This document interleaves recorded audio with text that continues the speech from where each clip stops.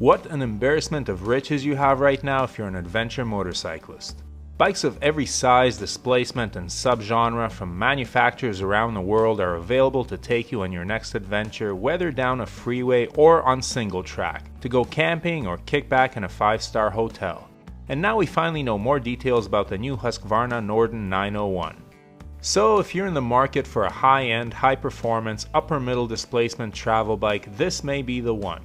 But wait, how does this new Husky compare to its sister bikes, the KTM 890 Adventure and Adventure R? Are the differences just skin deep? Is this choice just down to your styling preference? Stay tuned to find out. And as always, if you find this content valuable, you can help support the channel by hitting those subscribe and like buttons.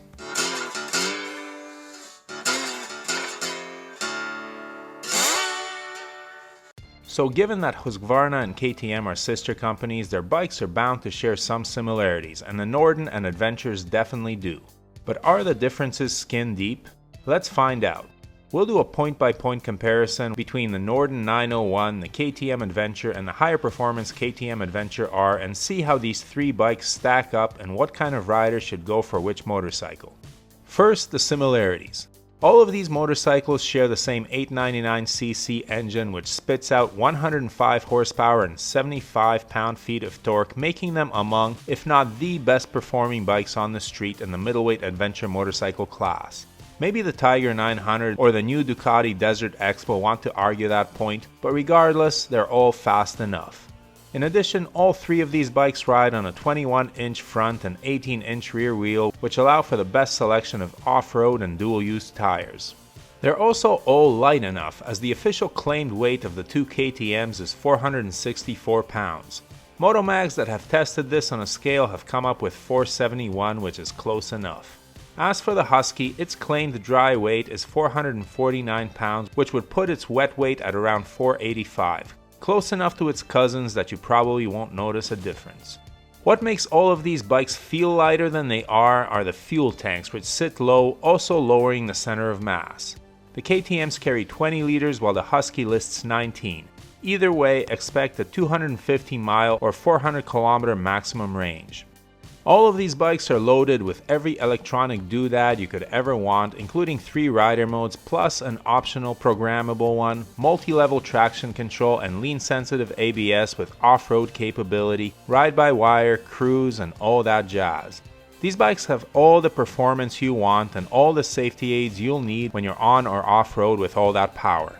And although so far they seem very similar, ultimately they do display some serious differences, especially in the suspension department. All of these motorcycles wear KTM's excellent in-house WP suspension, but the 890 Adventure R is king, sporting the highest quality Explore forks and shock with a massive 9.4 inches of travel and excellent ride quality and adjustability. It is generally agreed that these suspenders are well worth the extra money that the Adventure R costs over the standard Adventure, and they make the bike's on as well as off-road performance superior to anything else in the class. However, they also lead to the tallest seat height of these three at 34.6 inches. The Husky splits the difference here with a middle-of-the-road 8.7 inches of front and 8.5 inches of rear travel and a 33.6-inch seat height, while the standard Adventure allows 7.9 inches of bounce at each end and has an adjustable seat which can be adjusted to a higher 33.5 inches or a lower 32.7. This is indeed low for a big adventure bike. It must be said that while the regular Adventure 890 offers the least travel, one must keep in mind that this is still about the same amount of travel as the Yamaha Tenere 700, so this bike is no slouch off-road.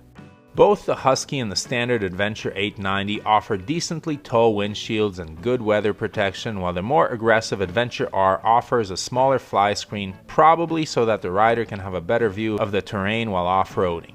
Looks are subjective, but the two KTM's Decepticon-inspired designs tend to divide people.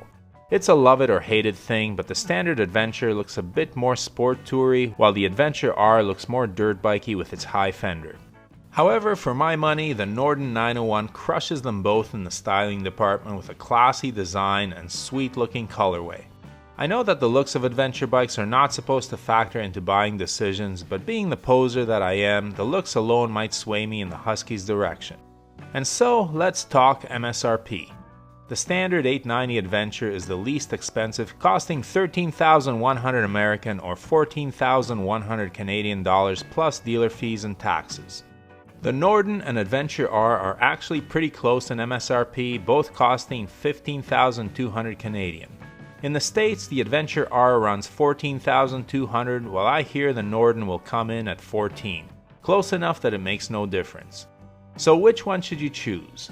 Well, if you'll spend most of your time on pavement, or if your inseam doesn't like to be too high off the ground, go for the 890 Adventure. It's the lowest, which makes it the most manageable, and it's still very capable off-road if you need it to be.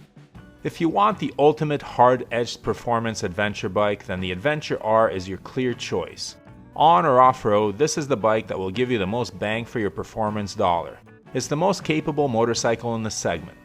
The Norden, Husqvarna is positioning this bike as the softer alternative, the most comfortable option for long distance travel with very good off-road capability and the most sophisticated look. The gentleman's or gentlewoman's off-roader. Which would I choose?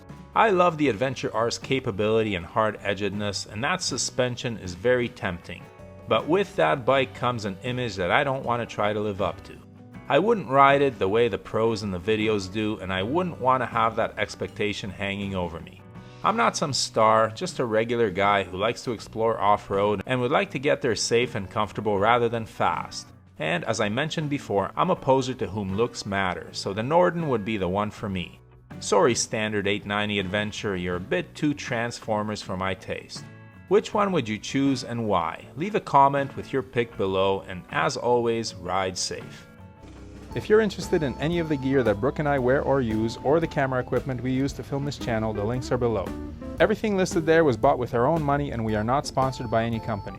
However, the links below are affiliate links, and the channel is paid a small amount for referring you to shop at no additional cost to you. We do not recommend any products that we are not satisfied with ourselves, but we do strongly urge you to do your research and select the correct size for items like helmets and clothing. As always, thanks for watching, your support is greatly appreciated. Please hit that subscribe button, give the video a thumbs up, and leave a comment below. And whatever you ride, enjoy it. Wave at other bikers no matter what they're riding. We're all part of a brotherhood and sisterhood. Keep the rubber side down, shiny side up, and may the spokes be with you.